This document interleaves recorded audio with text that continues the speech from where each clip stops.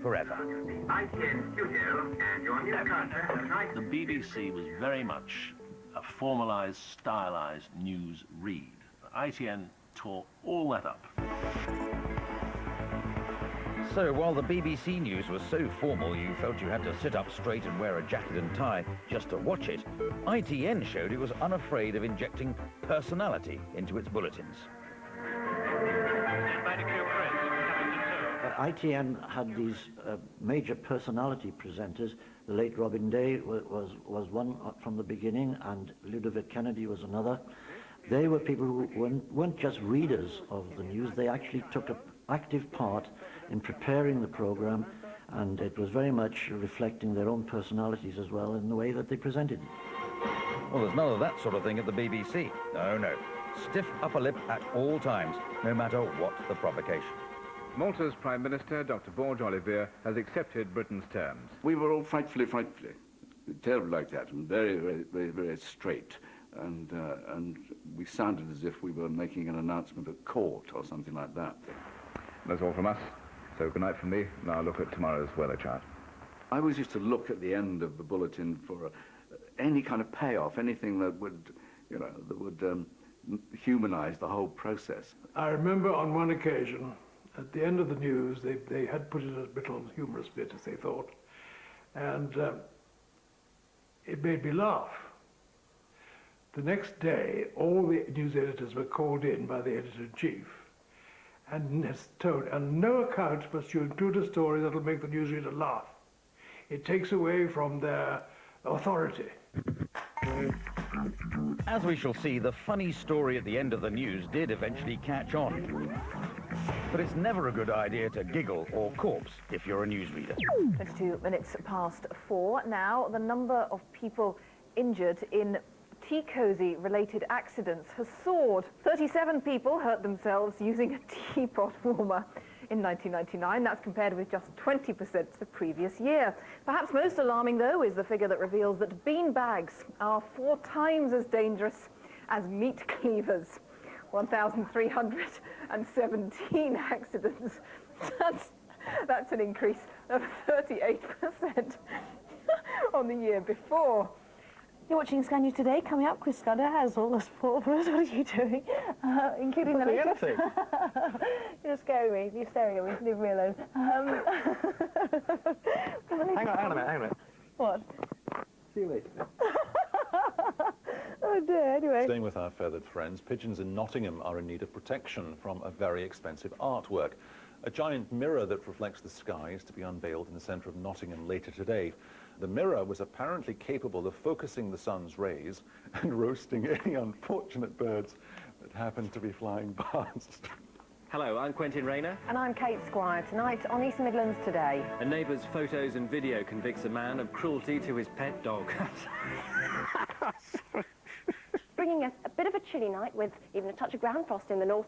Oops.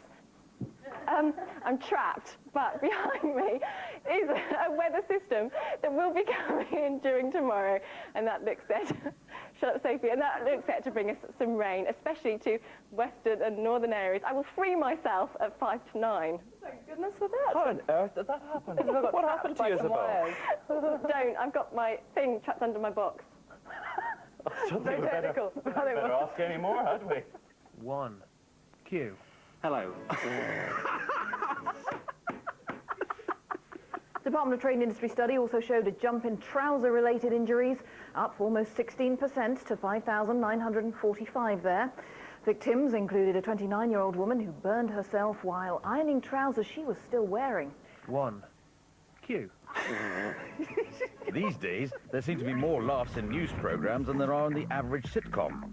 But back in the 1970s, the inevitable consequence of ITN's introduction of the personality newscaster was that someone would become bigger than the bulletins.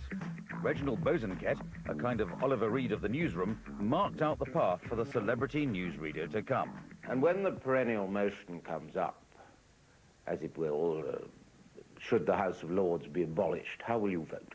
I'm against the House of Lords in its present form. Reggie made that sort of housewife's favourite slot his own, just by his roguish manner. Everyone knew he wore a toupee, although no one ever saw him without it.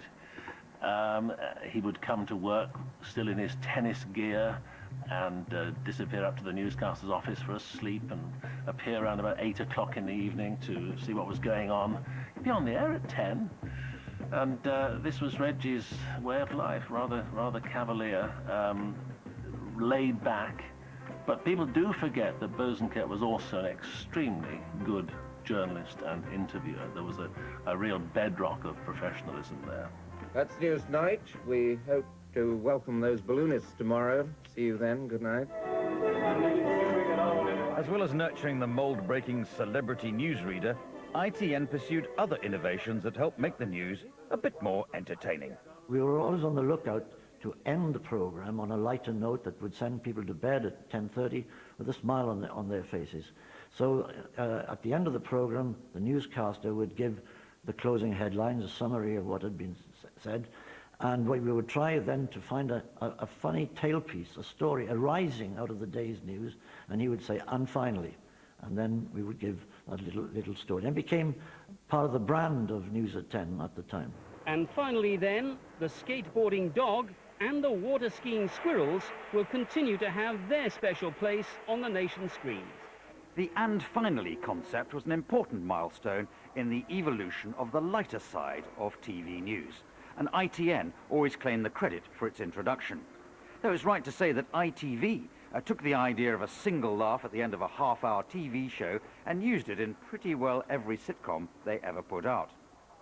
But over at the BBC, sandwiched between Scooby-Doo and Blue Peter, was a news programme for children, which claims to have introduced many innovations designed to make a daily diet of news bulletins rather more palatable.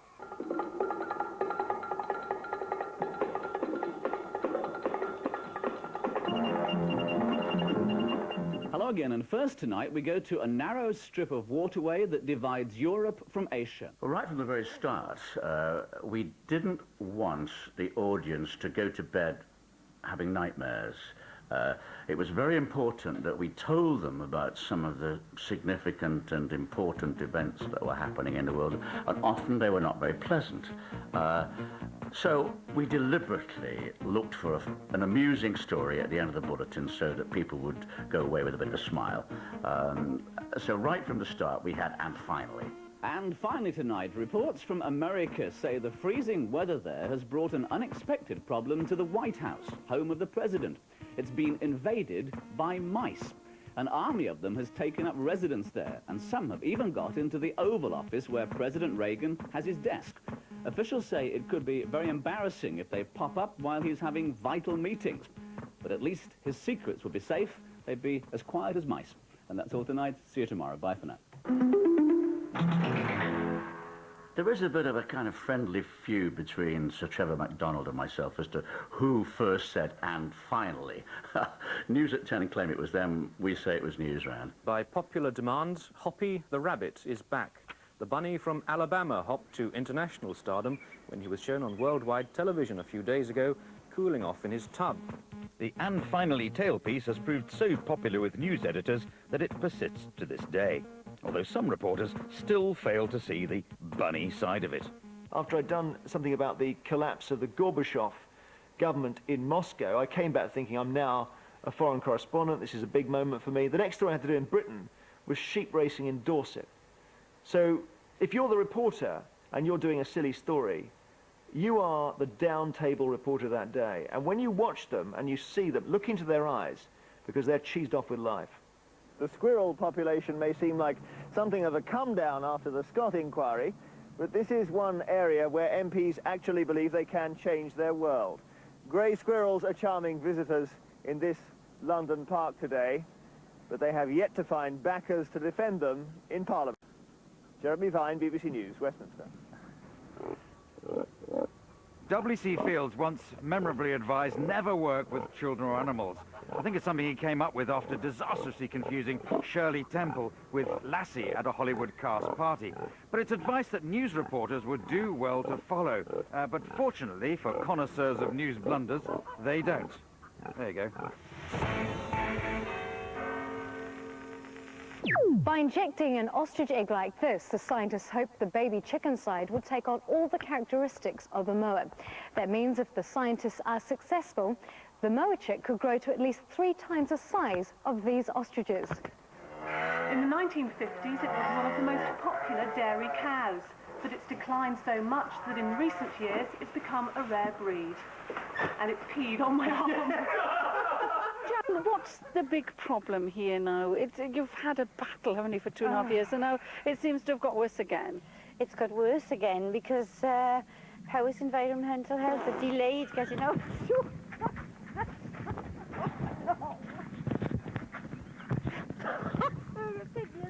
We think that the price to the farmer will increase if the sales will increase. You, of course, have to persuade other countries to take British beef, and that's not easy, is it? We've got a bit of a problem here with the sound. Sorry. Because the cow is eating the, or is trying to eat the thing that's in my ear. Never mind, Stuart, we'll have another go. The Inland Revenue don't know when they'll... Thank you very much. Pleasure.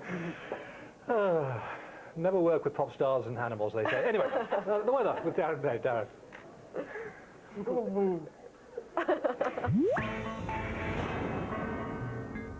Of course, it's the news reporter that's drawn the short straw.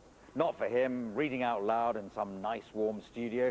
No, he's out in the field, sometimes literally a field or a park, contending with the mud, the weather, and, of course, the great British public. It's 17 years since Liverpool last lifted a European trophy, and they're determined to celebrate here despite the rain. Next up it's Charlton on Saturday, and the chance to qualify for the Champions League. Damien Johnson, BBC News, in Liverpool. It's likely that Tootle and Coates Vieira will still have a hurdle to jump.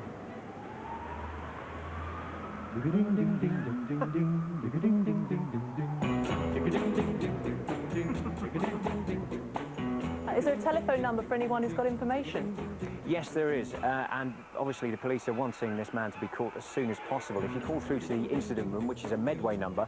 Farmers have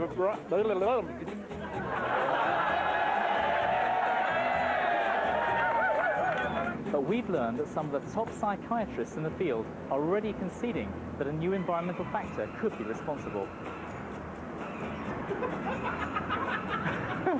Farmers have been turning up in coachloads from all across the southwest tonight. Their target is 2 lorry loads of broccoli, which they say... I think, to be honest, Kevin Keegan might be quietly satisfied with the draw. I think his concern maybe was that if England had won today, there'd be so much hype. Chris, I think you better come back to us in a minute. It's a fairly lively crowd. Yeah, right, there is. Thanks very much, James Pearce. It always happens to James, poor boy. Meanwhile, there's going to be some party in New York tonight.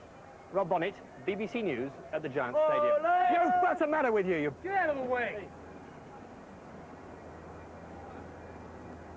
We're trying to work. Spare a thought, if you would, for the political correspondents. John Sargent, Andrew Marr, Nick Robinson, the boy band, if you like, in Simon Cowell's worst nightmare. Stuck in the doorstep outside number 10, they have to contend with the weather, the public, police, security, noisy packs of Fleet Street reporters, and worst of all, the politicians themselves. There aren't many voters in sight. What there are hundreds of members of the media who swarm around the Prime Minister to follow her every move, and the idea from the Conservatives' point of view is to get the best possible exposure on the TV news that evening.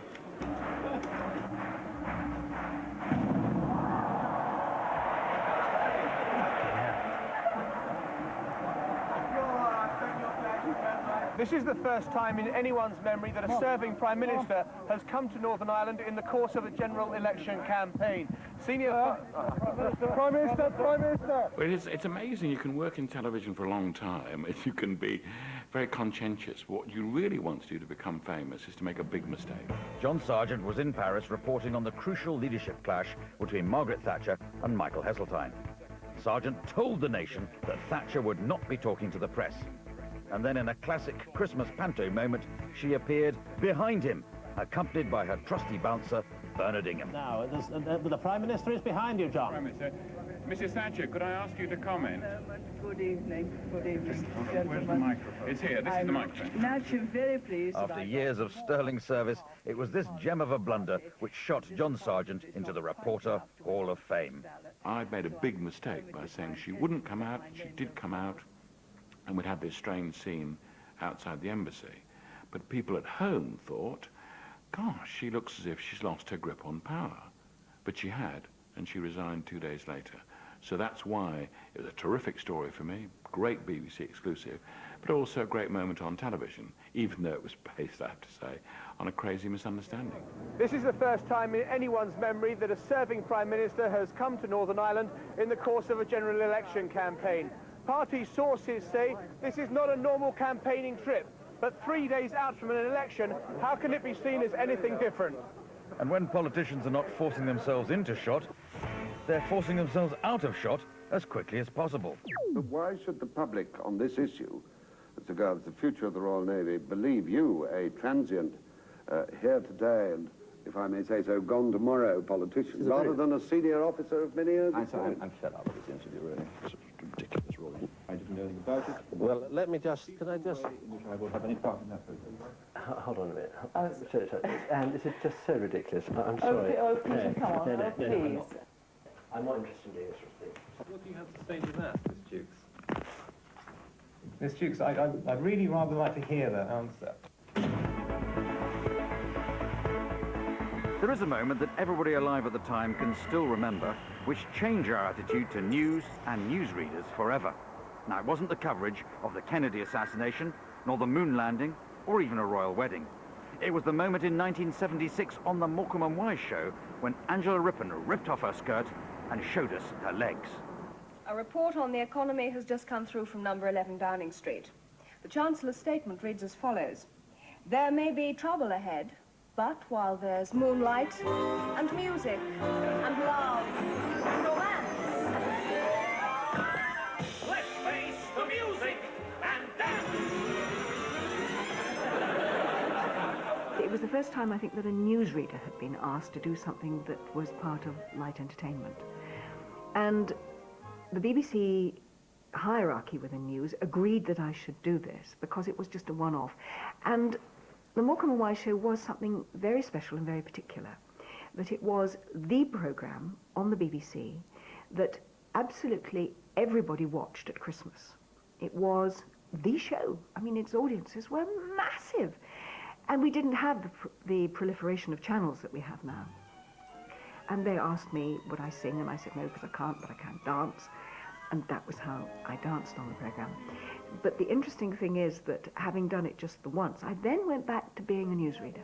So from that point of view, I never actually lost my credibility as a newsreader because I didn't then become a star of light entertainment. I went back to reading the news. The one we all remember is Angela Rippon when she suddenly appeared somewhere, I think, near Morecambe and Wise, kicking at the end of a show line. And I remember as a young boy watching that, and it was probably the most dramatic moment of my life because I'd had quite a sheltered life. What it did do, of course, was give people the opportunity to see that newsreaders could let their hair down, which is why the following year, all the men newsreaders, plus all of the other guys who were presenting current affairs and sport and other serious programs, all did There's Nothing Like a Dame from South Pacific, where they were pretending to be tumbling and doing all sorts of wonderful gymnastics.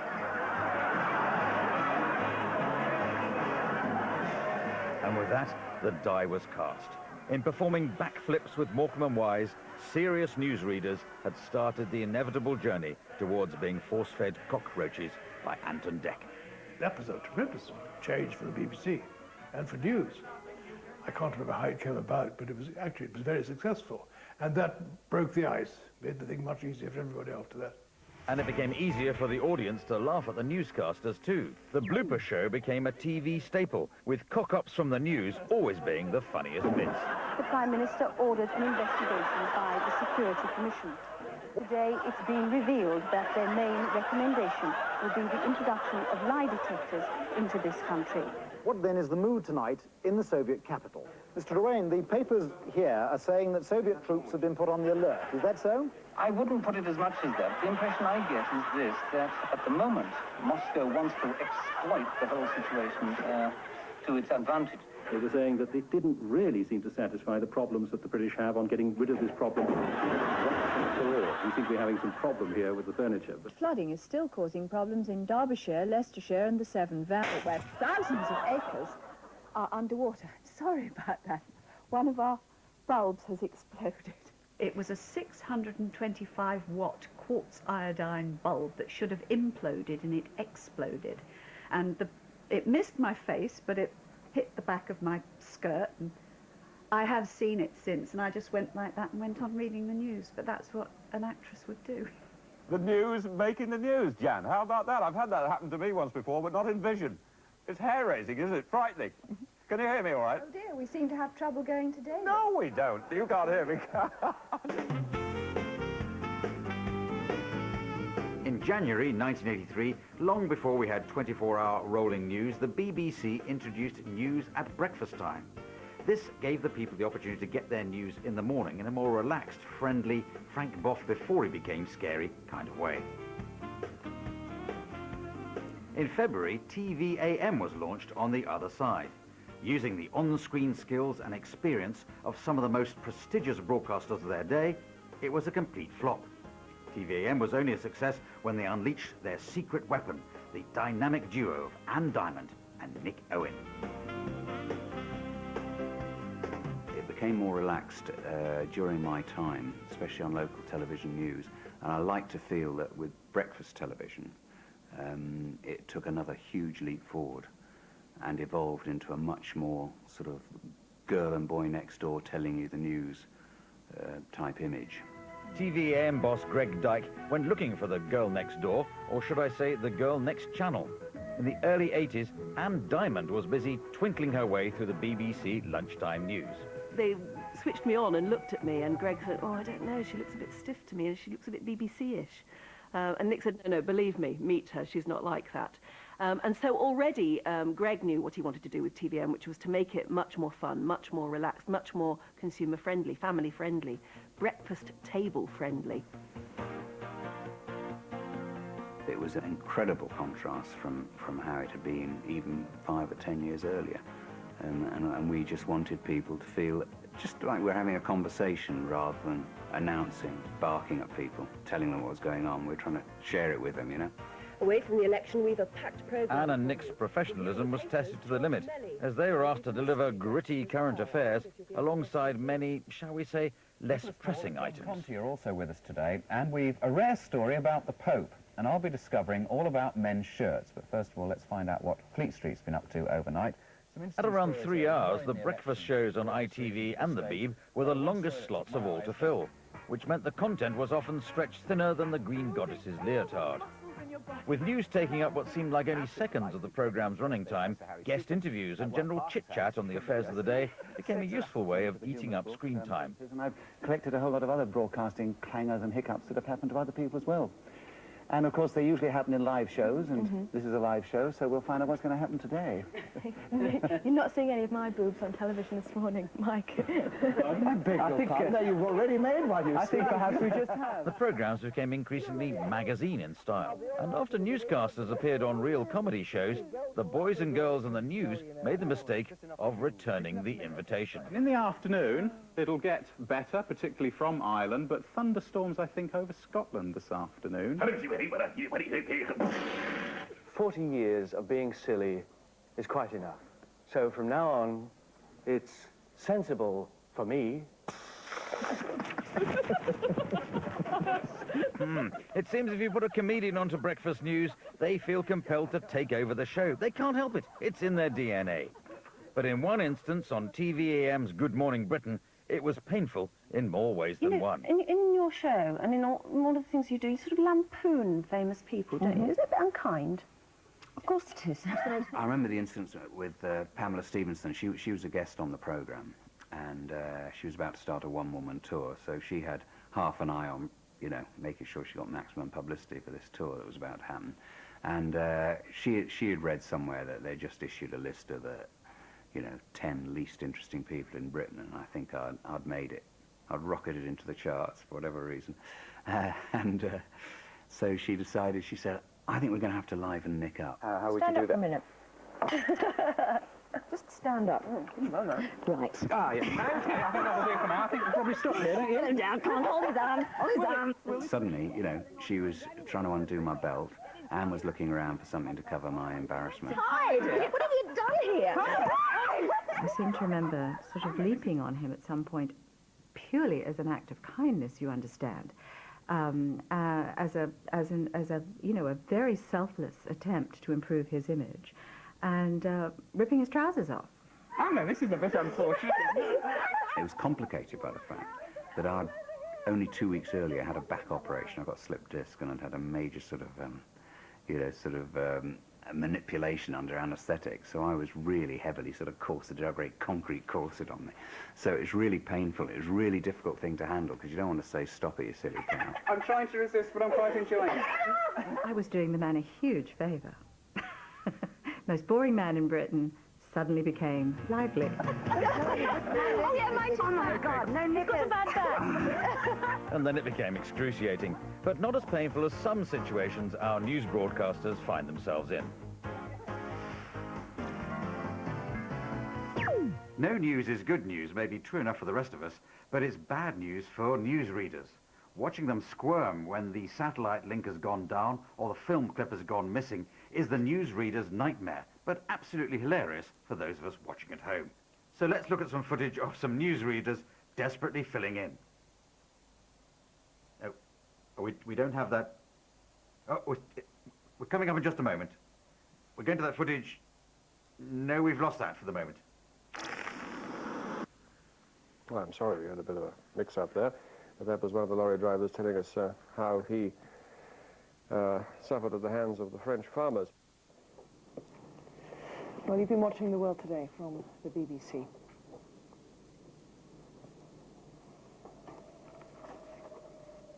Yes, I beg your pardon, we've gone to the wrong story there. After his meeting with the French president, he talked to Donald McCormick about today's events. I'm sorry about that. We've lost Neil Kinnock as well. And I would like to tell you some more news, but I don't actually have it. Well, I do have some more. No, I think we're finding Neil Kinnock. We're finding Neil Kinnock, and here is what he said to us after he'd met the French President François Mitterrand, talking to Donald McCormick. No, I'm afraid we've lost him again.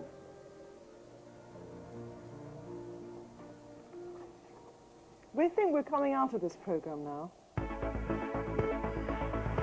Easter 1997 was another landmark date in the development of news delivery.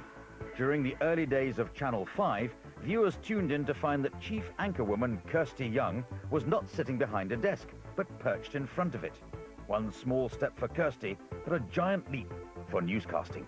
The news is so conservative. I mean, it is a ridiculous thing to cause a sensation, you know, for goodness sake, just somebody out in front of a desk.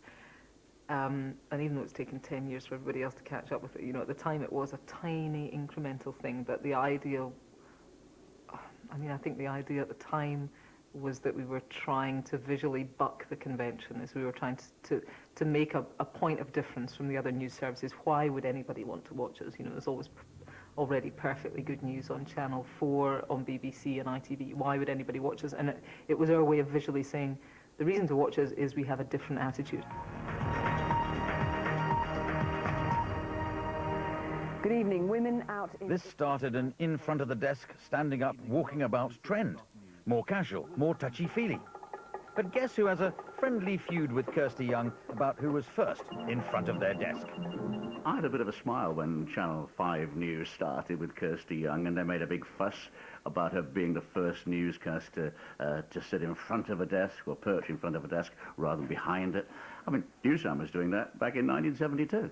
John Craven, news pioneer, we salute you. When you're on television, you get fan mail. Take it from me, over the years, I've had literally some. But if you read the news on television every night, you occupy a special place in the hearts of millions of viewers, some of whom feel they have an intense relationship with their favourite newsreader. and they're not slow in coming forward to express themselves. I have had letters that have been in big shouty writing saying, your hair looks revolting, I've talked to other people, I've talked to people at bus stops, they all say your hair looks dreadful, and I think, you poor thing, have you really got nothing else better to talk about than my hair? I once had somebody who delivered all of what they imagined I would need for my Christmas shopping, like the food for a whole Christmas dinner, to the front door of ITN one day. And I've had, you know, underwear, some of it very expensive. Oh, I've had a few, yeah. Had a few love letters in my time, and I've been sent quite a few pairs of knickers and things like that. And keeps it interesting, doesn't it? I had one letter from a man who wrote for about a page and a half all about himself, and he said he wore the latest in sort of jackets and ties, and, you know, told me about his hobbies and what he looked like, and, you know, what his job was and stuff, and that he really liked me. And then at the end he put, P.S. I have a medium-sized penis. And I thought, hang on, if you're going to write that at the end of a letter, surely you would say, I don't know, I'm hung like a donkey or something. Just the idea that you would post about something being medium-sized just finished me off. And I have to say, I enlarged the letter and stuck it up in the newsroom. I thought it was so funny. Let us know what you think. The numbers are going to come up on the screen. You already have been. Yeah, plenty of you've been emailing us this morning. For instance, Trevor. Nowadays, of course, if we want to get in touch with our favourite newsreaders, we can do so while they're live on screen. Isn't technology wonderful? In the modern news age, we now have comments from viewers coming straight through to our desks instantaneously, which I want to say to viewers, you know, the fact is they do come straight through to me. I think a lot of people feel there's a filter here somewhere. So, you know, in the morning I get a lovely text saying, you are a total TWAT, your tie looks like you're wearing it for a bet, why didn't you wash or shave, you sloppy. And I think, oh, do you know that? Well, they probably do know I'm getting it directly. You're back with breakfast. Take a good look, ladies. They'll only be dangling here till 9:50. Over the years, the combination of a more relaxed approach, occasional slip-ups, saw the newsreaders revealing more individual character traits.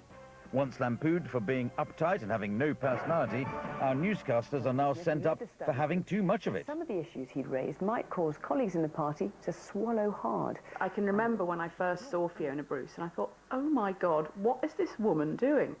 You know, she's got this like mad eyebrow, and she's kind of, you know, glimmering at the screen with, you know, more lip gloss than soft mick. I mean, she's had, you know, and I just sort of thought, you know, this woman is just sort of making love to the camera in this sort of, unavailable ice queen kind of a way, and this, you know, extraordinary Vulcan eyebrow, and I sort of thought, you know, this is a character waiting to happen. I'm Fiona Bruce.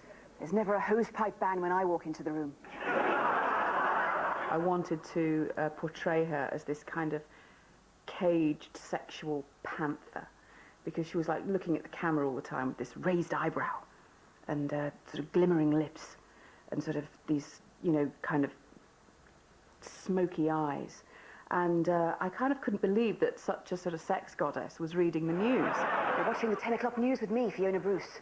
You'll never guess where I'm wearing my Blue Peter badge. It is not an impersonation that I recognise in myself at all. It makes me laugh. It always makes me laugh. You know, when she does things like, hello, I'm Fiona Bruce, sitting on the luckiest chair in Britain. You know, I just think, I don't know where she gets that from. There'll be a fuller report on Operation Julie and tonight's especially extended 9 o'clock news on BBC One.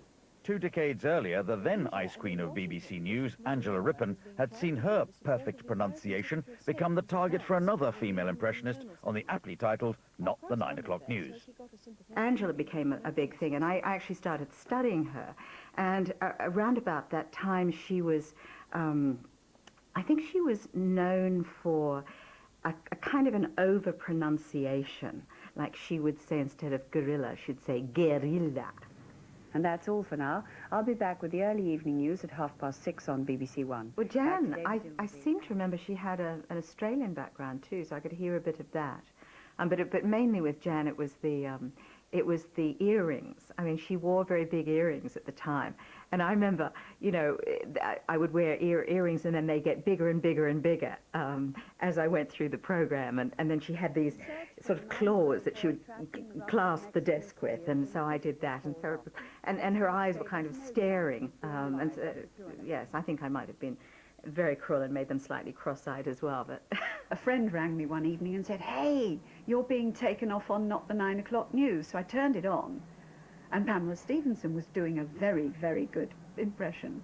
And by the end of the programme, I'd gouged sort of ridges in my hand with "ooh." But somebody said afterwards, "No, that's flattery. If you're well known enough to be taken off, don't worry." It actually helped to bring them out from behind the news desk. I mean, it helped give them some personality, which was quite hard for them to achieve just reading the news. The campaign in the first round of the French presidential election closes in a few minutes' time, never before in modern French history. Kirsty's very intense, you know, and she's very kind of, you know, but why would you do that? You know, you can't sit there, Hazel Blears, and say that that is what happened, because it clearly isn't. And the Home Secretary, you know, she's very kind of, you know, thorough and well-researched, and so in order to kind of lighten the Kirsty thing, we use that device of the silly song title in the introduction. Welcome to Newsnight. I'm Kirsty Wark. I could be brown, I could be blue, I could be violet sky, I could be hurtful, I could be purple, I could be anything you like. More on that story later. Actually, when they were recording an episode of Dead Ringers, I was doing Newsnight. And I went into the studio just as she was doing me, and so, you know, it was an experience for both of us. The evolution of television news has always been driven by the cutting edge of technology. All that clever stuff imparts authority and power. But in the fast-moving field of computer graphics, have they taken their desire to impress just a little bit too far? It used to be, we've got the biggest computer in the country and we're going to really impress you. We've now realized that people have got better computers on their desktops at home, and they've probably got more computing power on their mobile phones, and frankly nothing we really do with things flying across the screen and leaves falling is actually going to impress them very much at all. So we have to try and impress them with the idea. And the extraordinary one we had the last local elections was Ming as a rapper. Ming Campbell, you know, the guy's quite old. He's really trying to get down and groovy with young voters, and what would it be like if he was dressed up as Ali G? And of course, it sounds great on paper, but when you're actually standing in the studio at 3 o'clock in the morning and somebody says, "When Ming dances, can you dance with him?" you realize you have entered a kind of wonderland from which it is now impossible to escape. Go Ming, with the blade. It takes a lot of practice, this, David. I don't know if we're going to see this, but in some ways, it'd be rather nice to see this in a couple of hours' time, wouldn't it? Didn't know we were going to be joined by David Brent halfway through the programme, but there we are. That's the news at 6:30. Now on BBC News 25, News 24 even. I don't know where I got that An from. extra hour, blimey. And when the 1990s brought us 24-hour rolling news, we were also gifted the possibility of 24-hour rolling cock-ups. Now on BBC News 25, 4 even. Good evening. You're watching BBC News 21, 24. Thanks, Mike. Thanks very much. Oh, sorry, my earrings just come off. Shall I put it on and you start? I'll just carry on. BBC News 24 coming up. Delighting her fans, the Queen Mother arrives for church with her family. Joining us now from Washington is Johnny Diamond. Pardon me, that's not Johnny Diamond. That's Philippa Thomas. Sarah, thank you very much. In his party conference speech, Gordon Brown, which camera are we on here? Well, joining us now is Henry Sokolsky. He was a weapons advisor on non-proliferation issues during the first Bush administration. Welcome to BBC News. Do you think... This is actually Eric Gustafson with the Education for Peace in Iraq Center. When you do 24-hour news, things constantly go wrong. I mean, just all the time. Things are not as we planned them. You look at the auto cue is not working, so you need a script, and then you haven't got a script, so you've got to try to remember what happened before. You're talking to somebody and the line goes down. You've got to try and remember. You come back to them a bit later. What did they say, and what did so-and-so say to so-and-so? Oh, wait a minute, we've got the man on sport here, but, oh, he's not here, it's somebody else. You introduce the weather. But who's doing the weather? I can't remember who's doing the weather. Oh, it's so-and-so. No, it's not, it's somebody else. Oh, it's endless. It was a part... Oh, sorry. So sorry, I do beg you, chatting to Matthew and to what's your name? Jay, that's right, sorry. The thing about rolling news is that you have to fill out an awful lot of time. and things are changing around you, and you won't necessarily be that clear about, you know you've got to interview about 3 or 4 guests. The order of them might change. You're not quite sure who it's going to be. And so, it is so easy to just make the most enormous and horrendous cock-ups. And 24-hour rolling news has created a new category of cock-up. The right interview with the wrong guest. Quality. Managing Director of Internet at NTL, Jerry Rust, joins me now. What's gone wrong? What's gone wrong in your offer? I'm afraid this is not what I'm talking about. I'm afraid we obviously have the wrong guest here. That's deeply embarrassing for us. The head of the NUT's Education Department is John Bangs. He's in our central London studio. Well, he was in our central London studio, but he seems to have disappeared, so hopefully we shall go back to him later on. Which began its campaign today, has been formed by 2 existing groups of fans. One is the National Federation of Supporters Clubs. Its chairman, Ian Todd, joins me here in the studio now. Thanks very much indeed for coming in. Thank you. What's the problem at the moment? In Iraq. With the football fans? Oh, sorry. You got the wrong one. I'm in Iraq. Well, I'm terribly sorry. We appear to have the wrong guest here. We'll try and come back to you.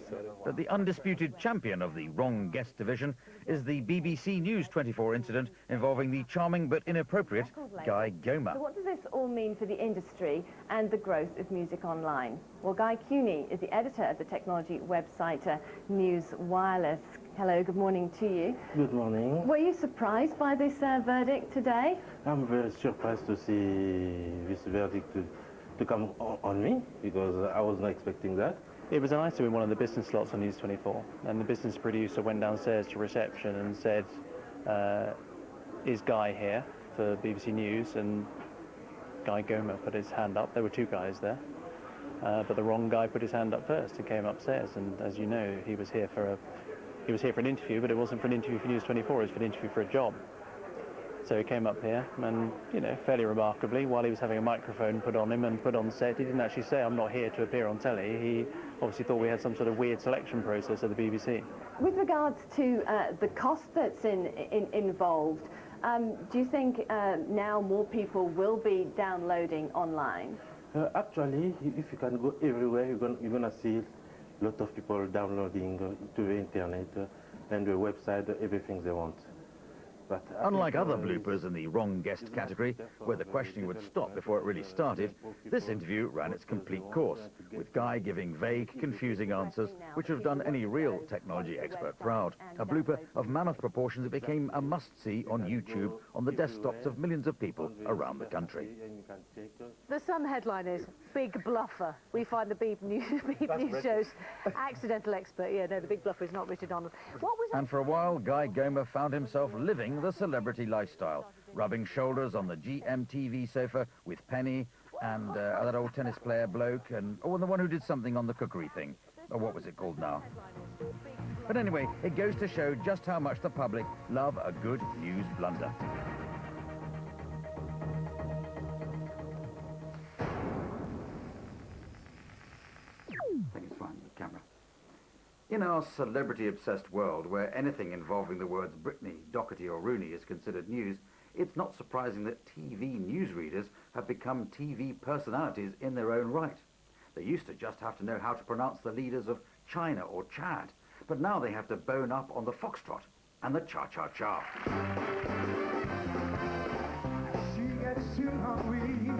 What is it that draws newsreaders inexorably towards dancing?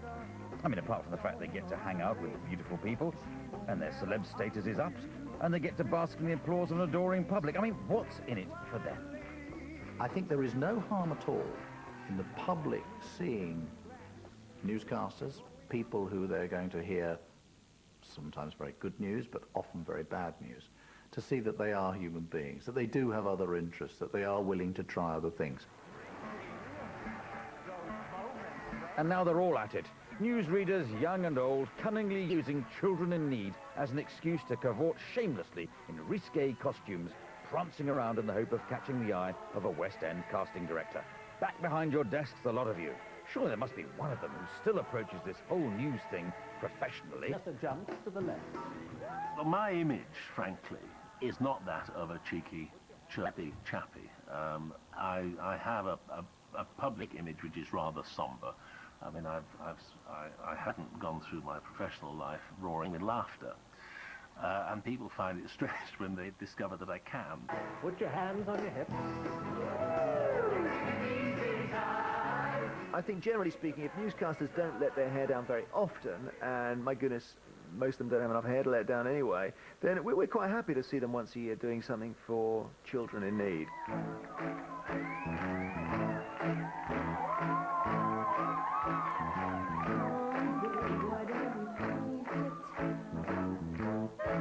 I think the key thing about children in need is you have to be able to send yourself up. I mean, the headlines there have been about, a few times I've done it, about the shortness of my skirt or whatever, is not the reason to do it. The reason to do it is to show that, I hope, you know, there's a kind of lighter side to you and that you can kind of take the piss out of yourself. That's the idea.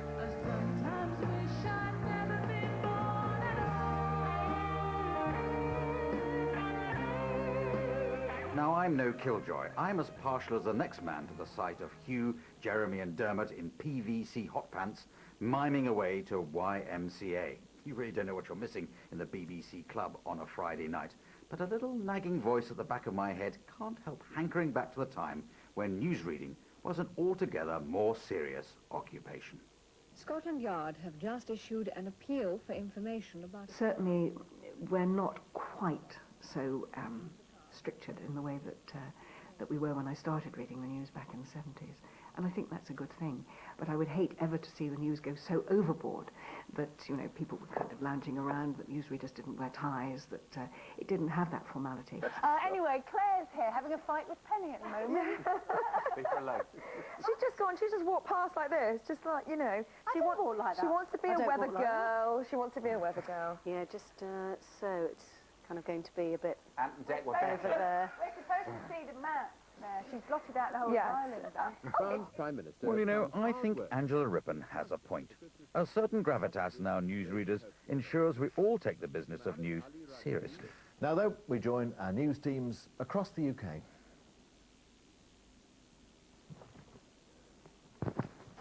And if they're trying to be dignified, then of course it's much, much funnier when they cock it up. My advice is keep it stern, keep it serious, but keep those bloopers coming.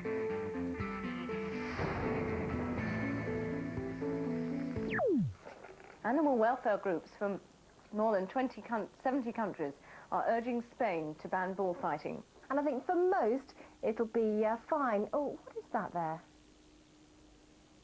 What is that splodge? That's somebody's head. Oh, eating my breakfast. Marvellous. Caught in the act. Caught in the act. It looks very nice. You just get on. I am so hungry. You do this bit. This is BBC News 24. Oh, I beg your pardon. I'd lost you there for a second. I was reading International World News. I could have carried on, but I thought I'd done you with it. You embarrassed me. Thank you very much. Hello? There's not anyone there. That's International News, now World Business Day with Owen Thomas follows after the break. Hello? Do not put this out. And joining showbiz down White City way. Goodbye, goodbye, we're leaving you, skiddly-da, goodbye. We wish a fond goodbye, fa-ta-ta-ta, fa-ta-ta-ta, goodbye. Goodbye. Goodbye. Goodbye, Addy Pally. Why not say it again? Yes, why not indeed? Goodbye. Goodbye.